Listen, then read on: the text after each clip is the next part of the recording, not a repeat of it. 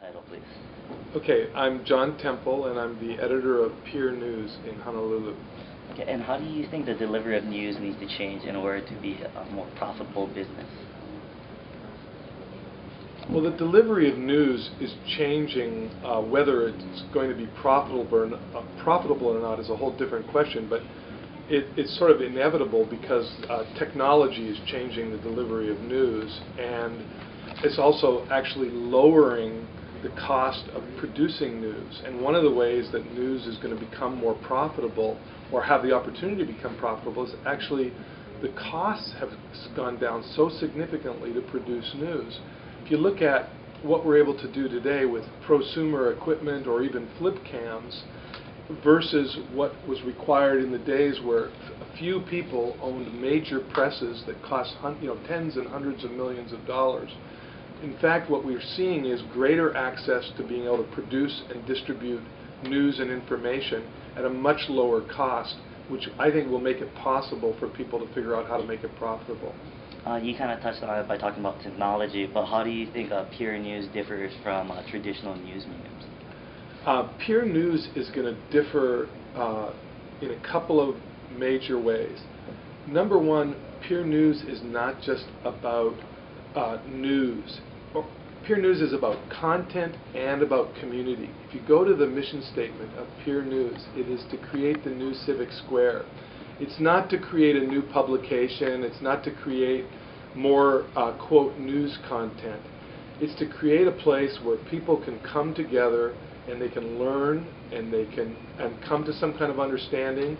They can debate, and through debate they can discover both truths about their community and new connections in their community and possible solutions to the major issues facing their community. So I think a huge difference in peer news, between peer news and other attempts, is this focus on community. How do you think this type of civic engagement can improve journalism in Hawaii? Well, I think one of the ways that this kind of journalism can improve community is your question, really. It can improve community because it can give people a place to come together and learn together and talk together. One of the things that's happening in our society is that people are only talking to people with whom they agree.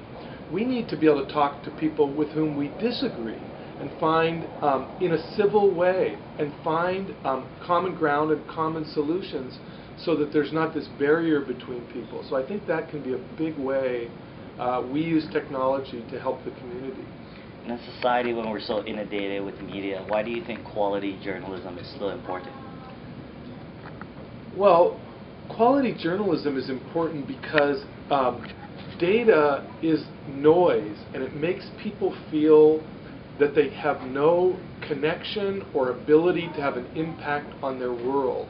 That's negative. It tends to create the feeling that that you're not an empowered human being. We think quality journalism, combined with the way we're going to approach community, is going to engage people in their community and make them feel like they can actually participate and make a difference. And that's why I think quality makes a big difference between quality and sort of noise. In such a tumultuous time for journalism, how do you think the journalist needs to change in order to adapt to all these things going on?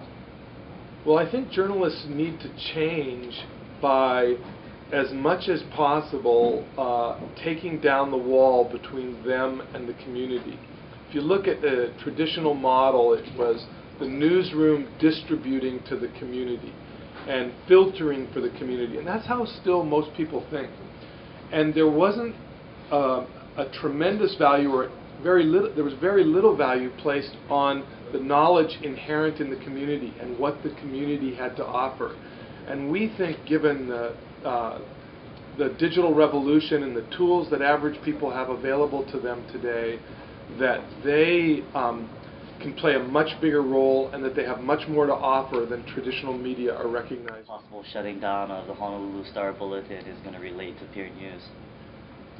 I don't think it's going to have a big impact on peer news whether the Star Bulletin closes or doesn't close, because we're not offering what the Star Bulletin offered, nor are we going to offer, our service is not going to be what the advertiser offers in the same way. So I think we're adding something to the mix of media possibilities in Hawaii, and that I don't think I don't think it would affect our success whether there's 2 newspapers or 1 newspaper in Honolulu. And I think everybody wants to know what is the business model for Peer News if it's going to be so different. Well, we're going to talk about the business model a little bit today, but you know, we believe that number one, in our relationship with the reader and our belief in creating something that the reader values, and I think you'll see our business model evolve from that perspective. Quality. Quality and community. Quality content and community. That they can come to a place and participate in the civic square in a way that they can't today. Is there anything else you'd like to add? Well, I think it's great that you know, student journalists are, you know, have this kind of equipment, and if you think about what you're doing here, it's, in some ways it's a perfect example. 10 years ago, you would have carried a $90,000 camera. They would have never let it out of the studio. You wouldn't have had an iPhone. You wouldn't have had a laptop that you could edit this video right here and post it to the internet.